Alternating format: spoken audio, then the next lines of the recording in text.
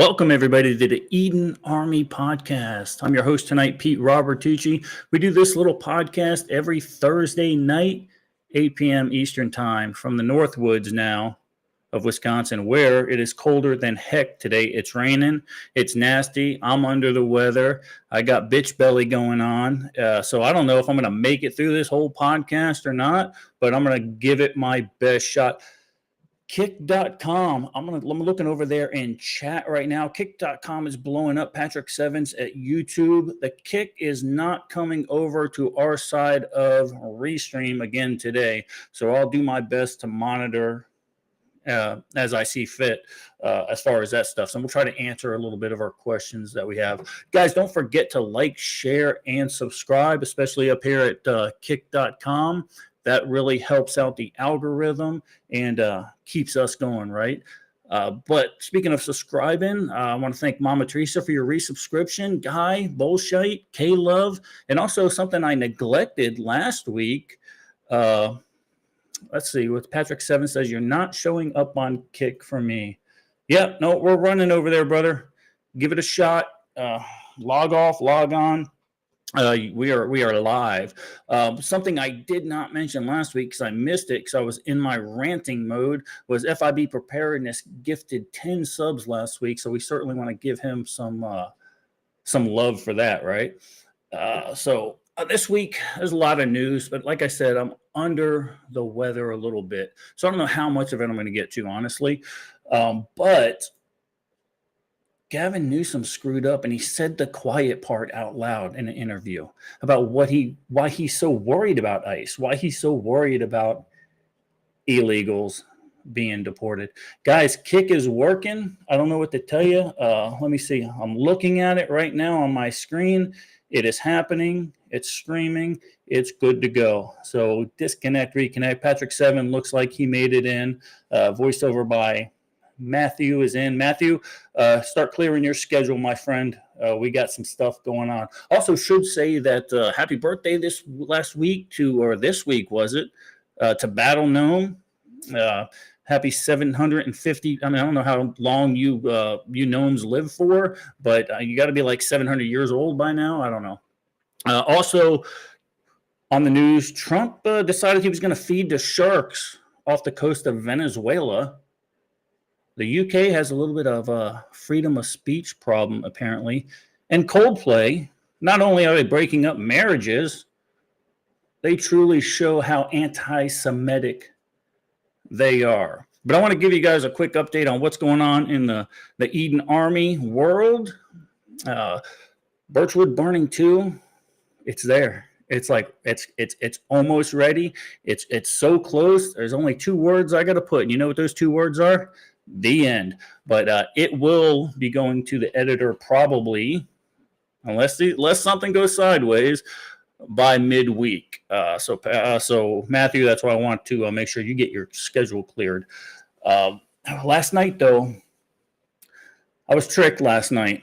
We're going to go over a friend's house just to hang out. I don't know what it was. I don't know, a barbecue or what. I should have known better, but I should thank Kara and Greg for their hospitality last night and the karaoke ambush that you threw upon me. But it's all right. Look, I sounded so good after half a bottle of Woodford. I sounded so good. You'd have thought that that Coldplay, not the non-anti-Semitic ones, were playing out there. But I think I represented well. But I'm gonna, last night I got thrown a curveball. So something I like to do from time to time, I like to just surprise everybody, just do crazy stuff that nobody anticipates and everybody hates. But the podcast goes so that just that not having the agenda, just doing something that knocks people's socks off, that gets them kind of cornered. I think it works it works for podcasting. It's spontaneous, right? And the thing we used to do in the fire department is we would teach somebody something and then we'd make them do it. So if you do it that way, right, then they become so good at it. So tonight I'm going to do this little thing. And I haven't told anybody anything about this, but tonight we have a special guest. Do I see him in the green room? I don't see anybody. No, wait. Yeah, I think I do.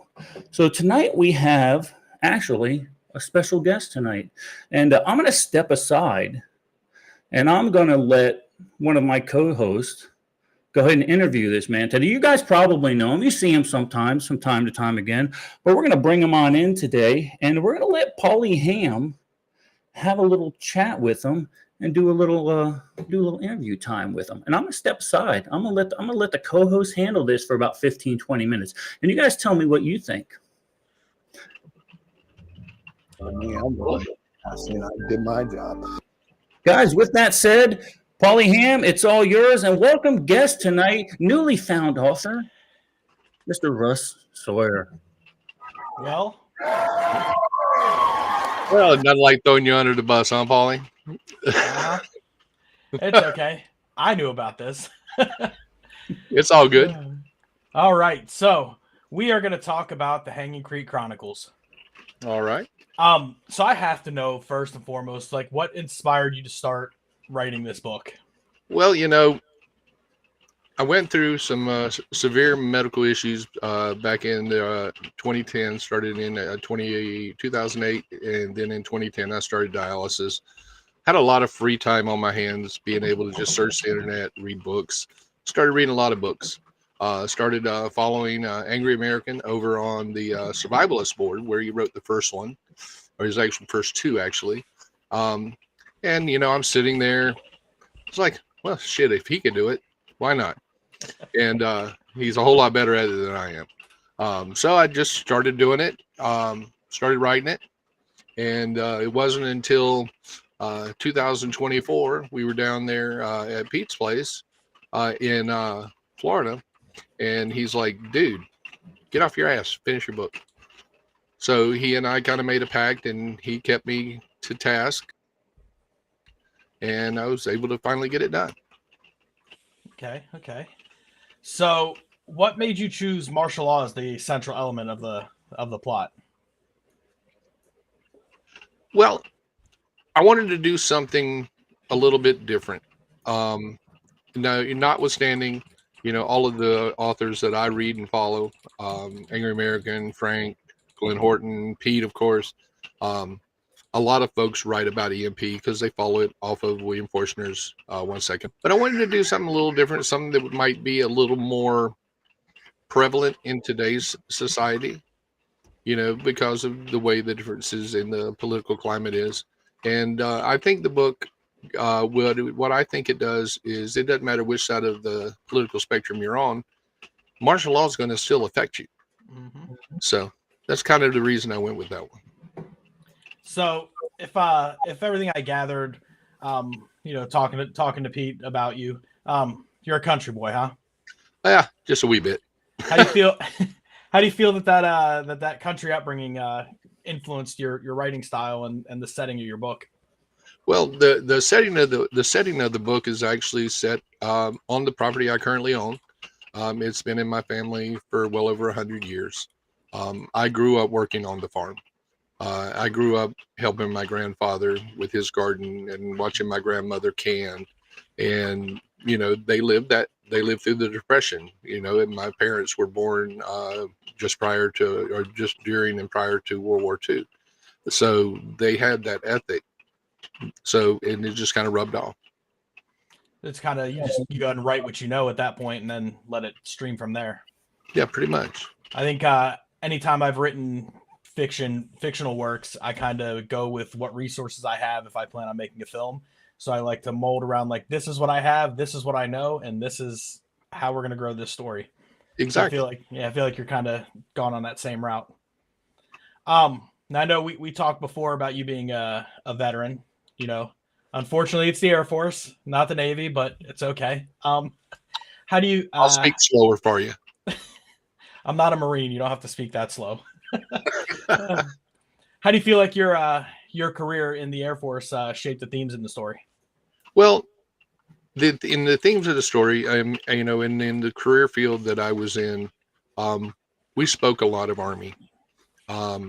we did a lot of a lot of our training was out of Field Manual 7-8, which is the infantryman's field manual. So learning that stuff and then using that stuff when we were deployed or when we were training to be deployed, it's just the stuff we did. Our career field to this day is still going over and doing what they call ILO taskings in lieu of for the Army. It we do convoy operations. We did we were guards at Abu Ghraib and all the different other prison camps that they had over in Iraq. So the Army could go and kick indoors, and we had people that kicked indoors as well. So having that experience and being able to learn from folks that I knew in the Army, folks that I still know in the Army, it helps when it comes to writing a book like this, as far as trying to get the tactics right, so the armchair quarterbacks don't give you a hard time, but they're going to give you a hard time regardless. Yeah, and that was going to lead to the next thing I was going to talk about. So, in my writing and my creativity, I try to simplify some things, but not oversimplify it, because you're going to have those armchair quarterbacks.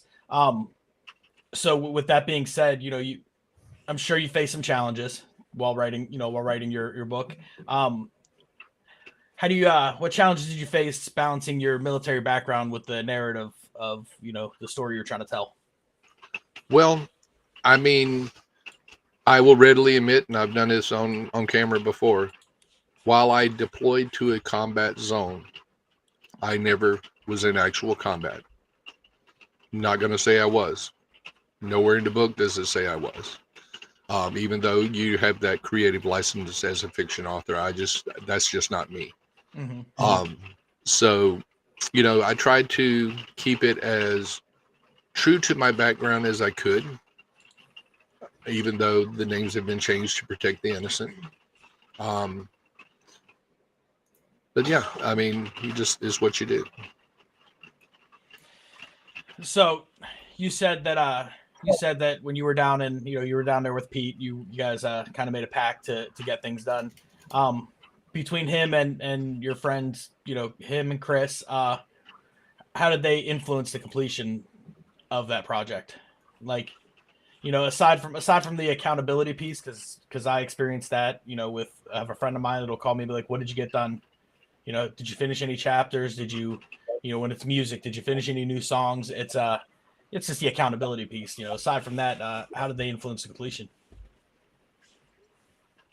Well, just being able to pick their brains in regards to the business side of this, self-publish versus get a publisher, ACX, trying to find, try to get the Audible out, that sort of stuff.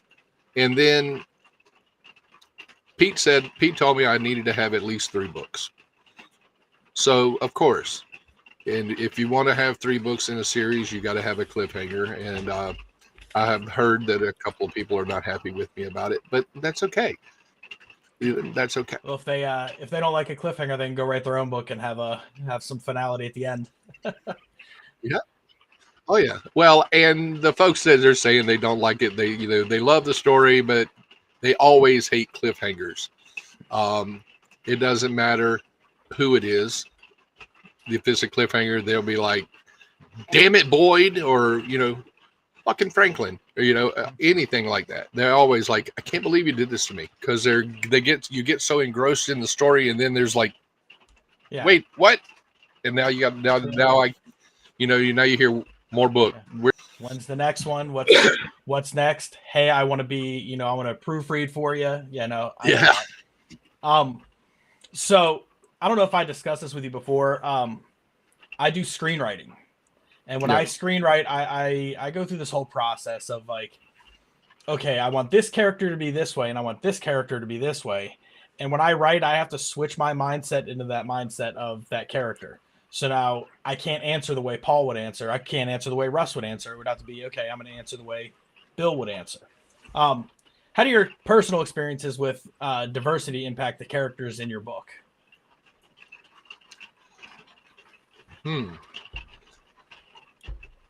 I act like the main protagonist, of course, is basically me, and I think I treat the people in there how I would treat them in real life, and majority of the characters that I have in there are based off of real people that I know, and their actions and their reactions and their comments and their dialogue are all pretty much what I think they would do, the way I think they would portray themselves in a real life scenario. So I want to sidebar on that a little bit. So during COVID, we made a movie. We never finished editing it. We never finished filming it, but we made a large chunk of a movie. And as I was sitting there going through the script one day, I was reading the characters, and I look over at my buddy and I'm like, I hate this guy, not the actor, but the actual character. I was like, this is something I created that I cannot stand. I don't like this character. Do you ever find yourself in that position where you're like, I can't stand what he's doing in this book or what she's doing in this book? Not yet. I will, without spoiling anything in the book, there is a character, one of the characters in the book that gets killed, is based off of a true character, but the relationship status had changed, so the person needed to be killed off. And it actually ended up working really well. I let the person read it, and they thought it was absolutely hilarious. So, that's you do when you're dealing with, like I said, when I first started writing this, I never thought I would be published, and so I'm just writing it for fun. And then I wrote this, and then I let them see it, and they're like, "Oh, that's absolutely hilarious." Or can you make it more like this? And I did a few tweaks on it to do it that, but I haven't had that yet. So we'll see where it's going. I'd like to know when you do, because again, it's something that you created, and you're like, I just can't stand. You're making him do these things, and you're like, what is wrong with me that I can't stand this character? Well, and that's I go through and I'll write something, and then I'll look at it and I'll evaluate it, and it's been like, okay, yeah, that's not what I'm wanting here, and so I go back and rewrite it, and just keep going and just keep going. So I know behind most good men there's a great woman, and I see that you have a great woman there behind you right now. What role did your wife play in supporting you through this? Well, she is the editor-in-chief. She did most of the editing, and there are a couple of things that we did end up missing, and I'm looking at trying to fix those in the second book. Nothing. I didn't kill anybody off that wasn't supposed to be killed off, and in the second book they're not going to get resurrected. And for those of you that know, but no, she's just been a great support. I'm surprised she made it through me being sick, doing dialysis, waiting on a transplant, because I was not a nice person. She made it. We made it through, and we'll be celebrating 30 years in November. So yeah, you took the answer to the next question I had, which was going to be what motivated you to dedicate the book to your wife. But it sounds like if she put up with your shit when you were not a nice person, then yeah, well, and she's put up with my shit for 30 years. So yeah. So obviously, and you obviously said there's more books in the series coming. Yep. Are you thinking I've already started book 2. Are you thinking at least 3, or cutting it at 3? Least 3. We'll see where it goes after 3. I have a closure in mind for 3, but we'll see if it needs to happen in 3 or if it happens further down the road. That's awesome. Yeah, no, that's all I really had for my questions. Well, very good, guys. Wow, it was nice to be able to sit back and kind of watch the process happen. Look, it's not as easy as I make it look. I know, I'm sorry. It's a pain in the ass. And some of the best interviews I've ever done, I didn't even realize I was going to be interviewed.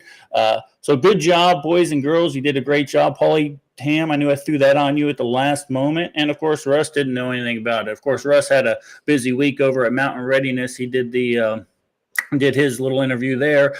So we had to do our due diligence with the Army and make sure we got the word out. So guys, look at this promo real quick, and we're going to be back right after this message. In a fractured America under martial law, retired Air Force veteran Cole Ramsey faces a storm of betrayal and chaos at Pete's Place, his family's rural stronghold. As President Pensiek's iron grip tightens and the corrupt Sheriff Dobbins aligns with the ruthless BAD crew, Cole, his wife Nora, along with their son Colby and his girlfriend Ava, and their allies Paul and Tom fortify their farm against an onslaught of violence. Haunted by loss and driven by loyalty, they stand defiant, their rifles ready as engines roar in the distance and treachery looms. With the creek running red and shadows closing in, the Hanging Creek Chronicles. Shadows of Martial Law is a gripping tale of resilience, sacrifice, and the unbreakable will to protect home in a world spiraling into darkness. There you go. Whew. You guys nailed it. Oh, that was nice. All right, so now we can just do the Paul and Russ podcast and finish out the year. What do you think? No? It don't matter. Rest of it doesn't matter.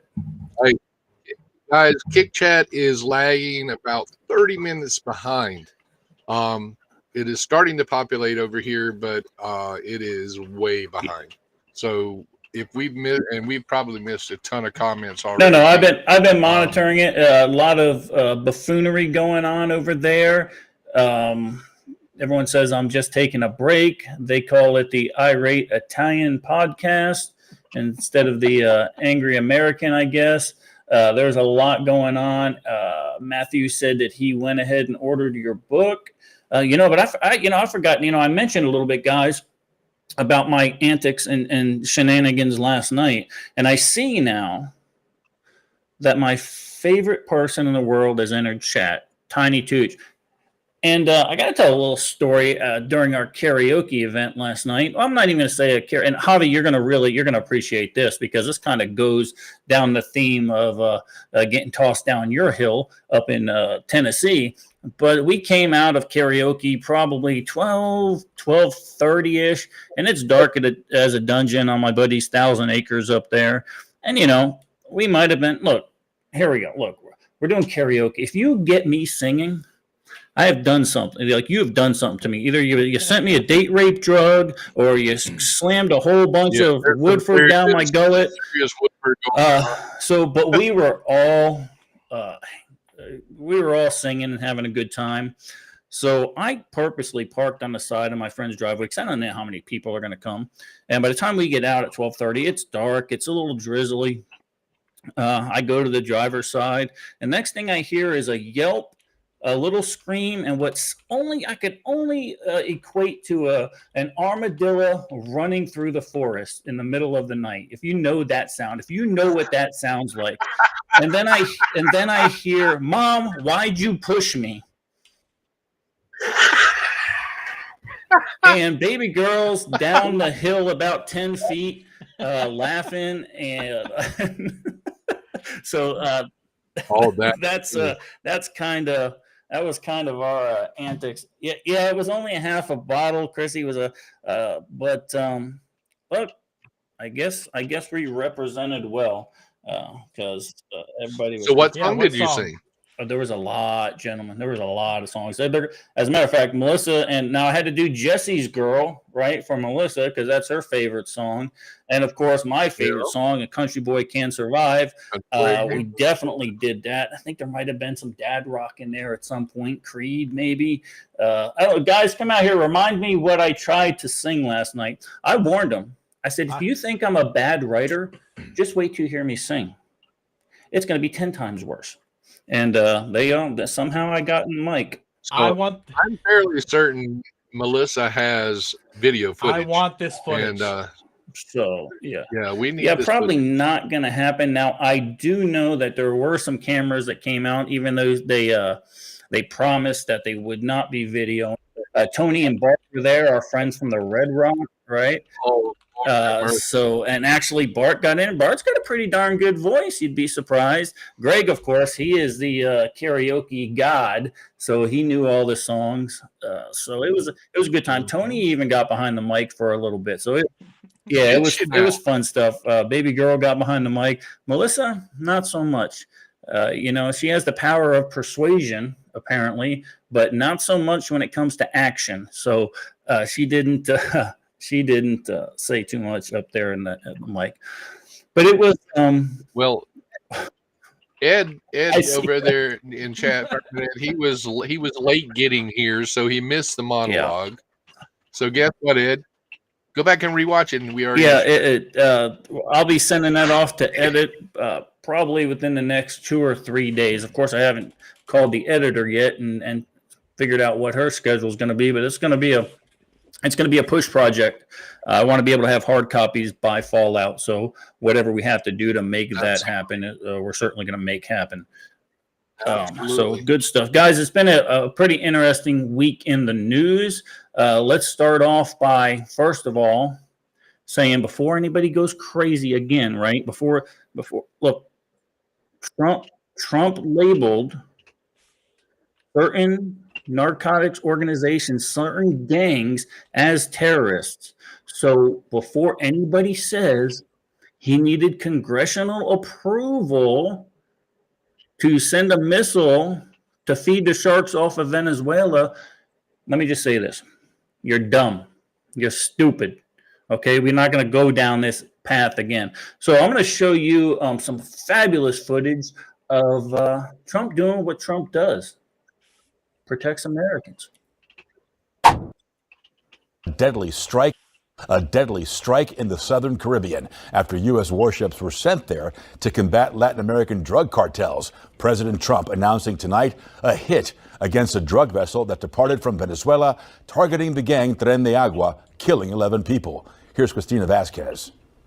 Tonight, tensions between Venezuela and the United States are escalating. Over the last few minutes, literally shot out a drug-carrying boat, a lot of drugs in that boat. Just hours ago, the president said the U.S. military conducted a precision strike against a drug-carrying boat leaving Venezuela. And there's more where that came from. As a spokesperson for the U.S. Navy tells World News, several guided missile destroyers, ships, and more than 4,500 sailors and Marines dispatched to the Caribbean Sea, with an 8th ship on approach at this hour, a marvel of maritime force near the waters of Venezuela with weapons apuntan a Venezuela. Pointed right at Venezuela, claimed its dictator Nicolas Maduro in a Monday news conference that took aim at America's top diplomat Marco Rubio. Mr. President, Donald Trump, telling the president he better be careful. His Secretary of State, Marco Rubio, quiere manchar sus manos de sangre. will stain his hands with blood.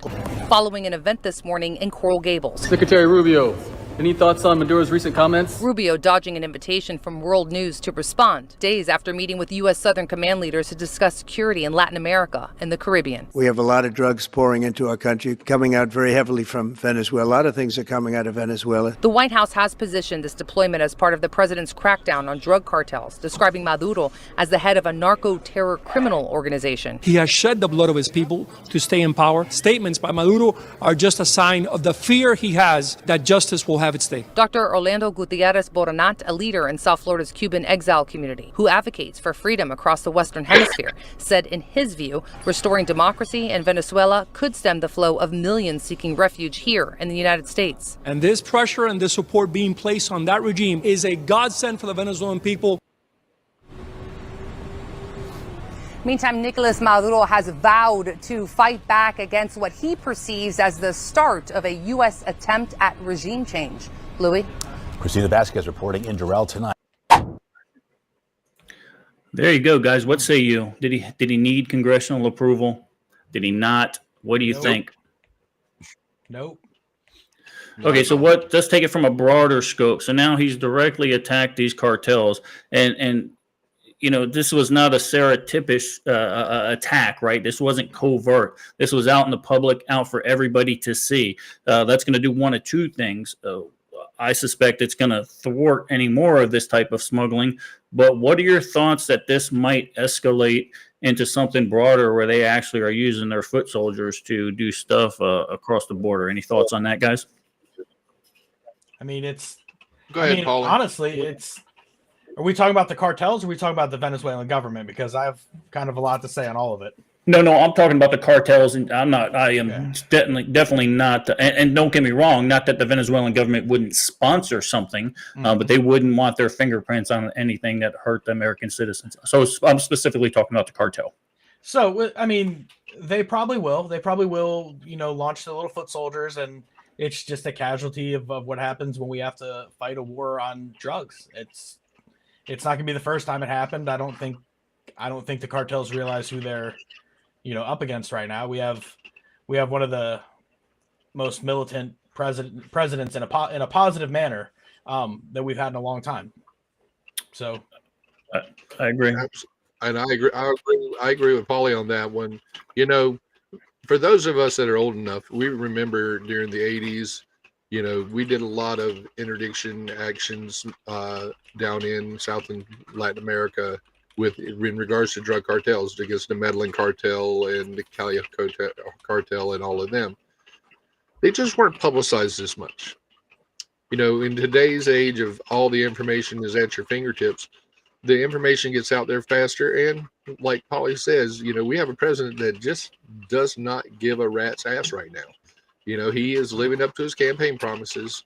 He says he's going to stop the flow of fentanyl. Well, guess what? He just stopped. He certainly did. And the funny thing about all this is we went to war for 20 years because some guys killed 4,000 American citizens, right? We did. They 9/11 caused us to go to war for 20 years for all intents and purposes. Fentanyl coming over the borders kills 200,000 Americans. And people are freaking out now that we should go to war with these cartels. Please. But one thing that did come of all this, for some reason now, Democrats love fentanyl and they love cartels again. That's amazing. So they love fentanyl, they love cartels, they love carjackings in DC, they love trans school shooters. Men with boobs. I mean, they love men with boobs. Yeah, men with boobs. I mean, you can't write this stuff. It makes its own story, doesn't it? And they love it all, and that's what I mentioned a little bit during the monologue. Was that why do they love all this? Why do they love the illegal immigrants? Why do they do this? And Newsome made a little slip this week, guys. It might have been this week or last week, but I certainly pulled the clip this week. He said the quiet part out loud, and he wasn't the only one to do it. There was another scumbag politician that did it also. I didn't pull that clip, but here's Newsome saying what we already knew. Think ICE is not going to show up around voting and polling booths to chill participation? You know that. The National Guard, you know that. Everybody knows what's at stake, so we have to put a stake in the ground and do things differently. So what does that mean? So why does it hurt anybody if there's a National Guard at the polling station? Why does that hurt him? If I was, I'm an American. If I see a National Guardsman there, first of all, I'm going to go shake his hand. Thank you for being here. But I'm going to feel safe because, first of all, I'm not going to worry about a trans terrorist coming and shooting up a polling booth, right? Because the National Guard's there. But that's not why the Democrats don't want the National Guard there. The Democrats don't want the National Guard and ICE being there because they said everything we knew they were doing. They were allowing illegal immigrants to vote. Let me refresh everybody's memory. The disparity of 18 million votes between 2020 and the 2024 elections. 18 million votes went away. Where did they go? In the most crucial election of our time, they told us 18 million votes just disappeared. Why? Because they never existed in 2020. They never existed. They couldn't account for them. So they got caught. They know they got caught, and they didn't try to do it again in 2024. So guess what? We actually were able to elect the president fairly in that election, regardless of what anybody says. Russ, what say you? And I saw a video clip when I was doing the research for the show tonight. I saw a video clip of a Latina female, American citizen, that showed that same clip that you just did, and she goes, "Hey, I'm okay with them being there because these illegals shouldn't be there in the first place." When you have, and this is what is absolutely blowing my mind, and this is kind of across the board, you have African Americans and Hispanics and Latinos and all the other nationalities that are speaking out against what the Democratic Party is doing. They have already lost the next 2 elections, in Russ's opinion. Yeah, I would agree. I wish I could pull some of the Kick Chat onto the screen here because there's a lot of great questions and a lot of good comments. I just want to address something that Casey May said. National Guard needs to be out and about everywhere. They are here to protect our homeland. That's 100% true. Unfortunately, the Constitution doesn't allow that in states. There's a what's called the Posse Comitatus Act, and it's a law that Congress made said basically it was illegal to use the military for civilian law enforcement. Now, there's a way around that. There's a way around that. First of all, he could call a national emergency, or the mayor or the governor can ask for that, or they can just be there to protect federal assets, and ICE agents are federal assets. So there's a way around all of that. What I would do if I was the president of the United States, I would let shitholes like Chicago, because the Chicago mayor is constantly saying that he doesn't want federal law enforcement there at all. He's going to fight ICE agents when they come. The propaganda, we're all talking about it. Okay, let it turn to hell. But here's what I would do, Russ and Paul. I would get all of them together at the White House. I'd get all the governors of these crap holes, and I'd go one by one. How's crime in your city, and do you want federal intervention? And I would make them on record say, no, I don't want it. No, I don't want it. I'm happy with the crime in my city, and see what happens there. It would first of all be a great political stunt, and it would put them on the record that these Democrats are pro-crime. Well, I mean, look at last weekend in Chicago alone. How many people got killed last weekend in Chicago? I mean, it was insane, and he's still standing up there running his mouth. And then when you watch video clips of him doing a town hall, and there are people up there who just roasting him, saying, it is your fault. It is your fault. He's holding firm to the line, but he's getting ready to FAFO, bro. That's what I'm thinking. Not wanting National Guard in Chicago. Chicago itself is a war zone. It's not called Chirac because it sounds like a cool name. You know what I mean? Like when I was living in Milwaukee and I would fly into O'Hare or Midway, I would hightail it right out of Chicago as quick as I could.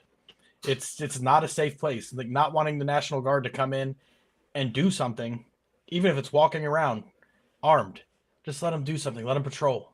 It's just a crazy move. Yeah, they don't have to conduct law enforcement activities. They don't have to, because obviously the Congress doesn't allow that. They've deemed that illegal. So just make an appearance.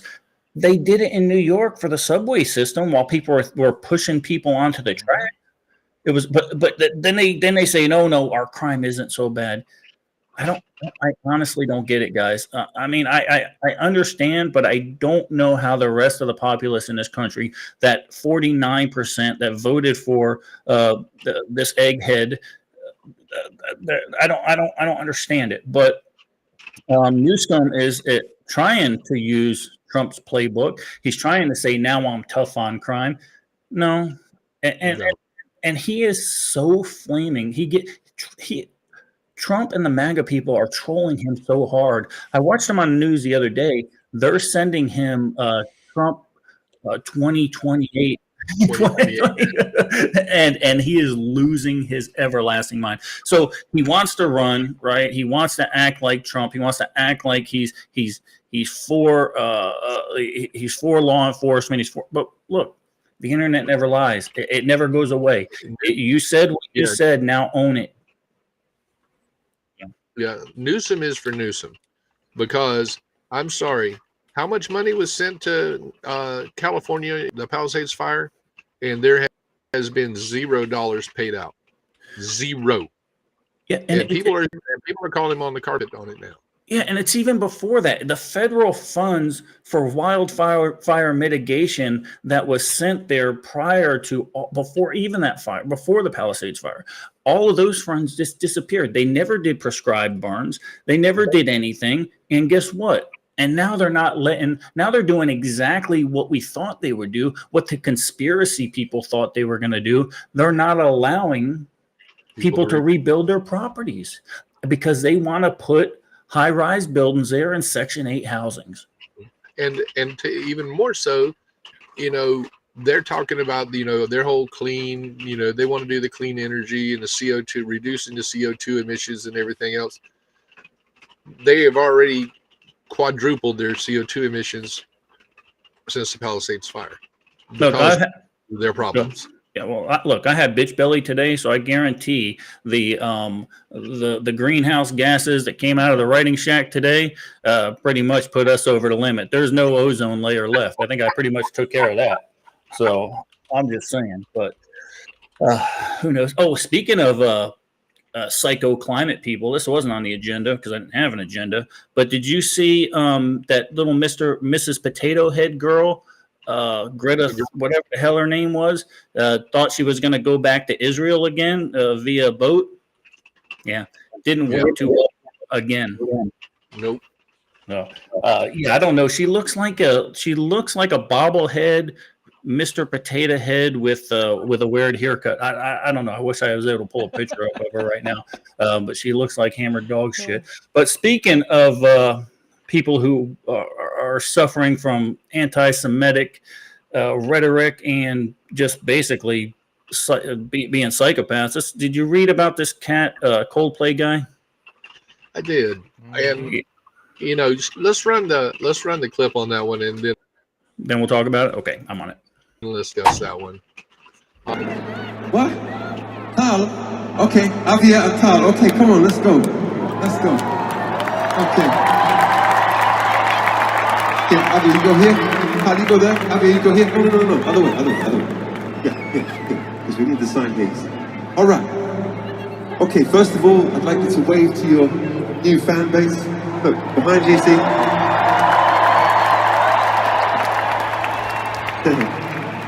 Avia and Tal. Where did you come from today? From Israel. Okay, well. Now just listen to this interaction with these poor girls who are obviously fans of his. Listen, there was no need for it. Just listen to this reaction. Okay, well listen. I'm going to say this. I'm very grateful that you're here as humans, and I'm treating you as equal humans on earth, regardless of where you come from or don't come from. Thank you for being here. We're grateful, and thank you for being loving and kind. Okay, and riding aside. And although it's controversial, maybe, I also want to welcome people in the audience from Palestine, because we have a belief that we're all equally human. And but thank you for being here. I'm very happy to see you. Look at your beautiful green eyes. We have a song called Green Eyes. Yeah, we should re-sing it for you, I think. Okay, we believe in magic, it says, very beautifully colored in with amazing marker work, which I'm always looking for in a sign. And so because this sign is so beautiful, because you've been brave enough to come on stage, and I'm going to ask the rest of the band Coldplay if they'd like to come down and play this song for you, which we don't really do very often, but we're going to do it today because I'm happy to see both of you. Hey, Paul, what say you? You were brave enough to come out. That what? Like they came... Yeah. They came to a fucking concert. Like, I'm sorry. Like, okay, they're brave enough to come see a trash band. Right. Play, you know. And we're all equal humans on Earth. Exactly, but you're brave enough to come out of your terrorist nation that's committing genocide. Bafangul, look, they bought a ticket for your shitty band. Thank them for buying the ticket and play your shitty song for them, please. They don't need a fake history lesson from you rainbow wrist wearing. Forget it. Go ahead, Russ. What say you? Let me unmute it, Russ. What say you, Russ? This is yet another classic example of entertainers needing to stay in their damn lane. We are paying you to entertain us. I don't give two rats' asses about what your political views are. Entertain me. Here's my money. Entertain me. If I hear anything else, then guess what? I'm not going to pay you to entertain me. Yeah. We don't care about your political views. I've said that time and time again. Look, I give my political views a lot, and I get that. I understand. But look, that's why I do my own podcast, and I don't think I'm going to go out there and catch a football and score touchdowns or play shitty music. Look, I did some shitty karaoke last night, but I didn't stop and say, I hate Palestine. No, I don't do that, right? It's not one thing. It's not something I do. And people don't expect me to do that. So, boy, Kick Chat is blowing up. And there's a few of them that did not quite get Kick censored. So I love that. Cool. Yeah, Patrick, that was actually in the UK is where they were playing. Is that concert was the UK concert. The Coldplay, the one with the CEO, was actually in the US somewhere. So that's right, Patrick. So they break up marriages and now they're show their anti-Semitic roots, Mr. Coldplay. But speaking of UK, they're having a little bit of a problem themselves. You know, UK rape and murder in UK since 2018 has spiked something like 1,500%. And this right here, this is what the authorities are worried about. Comedy writer Graham Linehan says he was arrested in London by armed police over anti-transgender tweets. He writes on Substack, quote, "In a country where pedophiles escape sentencing, where knife crime is out of control, where women are assaulted and harassed every time they gather to speak, the state has mobilized 5 armed officers to arrest a comedy writer."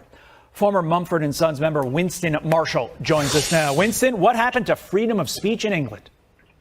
Oh, my goodness, it's in a perilous state. I should say that Graham is a good friend of mine, and I have been speaking with him since. First of all, does that not look like the most UK dude ever? I mean, does that not look like this guy's? He's straight up British. You could tell. They should censor. They should censor him just for that alone. But I digress. His arrest. He's actually been let out on bail on the condition that he does not post on X again, on the condition that he does not tweet again. He was arrested upon arrival from Arizona 2 days ago and released yesterday about midday. The crime, quote unquote crime, I should say, was 3 tweets, 3 gender critical tweets, 3 comments about trans. Now, Graham has been an outspoken advocate for women's rights in Britain and around Europe and the world for the last many years. He's been on my show to discuss it, and he cares passionately about it, and he's lost a tremendous amount because of it. Tremendously, not only in his personal life, but as a consequence at work, he's made many sacrifices. Well, now it seems. Patrick, I'll read that thing that got deleted there because I agree. The state after him. Absolutely. As for what's going on in Britain with regards to free speech, well, this isn't the only case of someone being arrested for social media posts and tweets. I think this year, we've had over 3,000 arrests for social media posts, and that compares to Russia, which has had about 400. Wow. I need to double check that, but it's a ballpark around that sort of area. But last year, when Sir Keir Starmer and his Labour government came to power, a moment I might know might be what America might look like had Kamala won last year. Things were bad already before Starmer came to power, but things got a whole lot worse. Last summer there were riots, and in the aftermath, Starmer decided to push down and use his powers to encourage the arrest of people for tweeting. Lucy Connolly spent a long time in prison. Yeah, so and Patrick says, Patrick, I don't know why they're censoring. Well, Patrick, I know you're a crazy man, but this was not a bad thing you posted over there. Said there's another guy from the Labour Party over there in England that just said that all little girls that have been raped are basically white trash, right? So this is what's happening in the UK. First of all, a direct result of their immigration policies, direct result. And you're seeing these crimes now climbing by exponential increases over there and for nothing more than their immigration policies. Did you guys see, not to change the subject, but did you guys see in Dearborn, Michigan, the police have Arabic on their badges now? Yeah, on the uniform, on their sleeve. It's written in words. Yeah. So it looks like me walking out of karaoke last night. That's what the letters look like. You were walking in yes, cursive but I outside kept there, it on Pete? top of the mountain and didn't go tumbling down. But yeah, that's that's a direct reflection on the type of people that have moved into Dearborn, Michigan. And Patrick, you know a lot about that. Guys, I'm going to take a quick break real quick. Let's run this promo from Mountain Readiness, go to intermission, and then we are going to kill everything but kick. Be right back.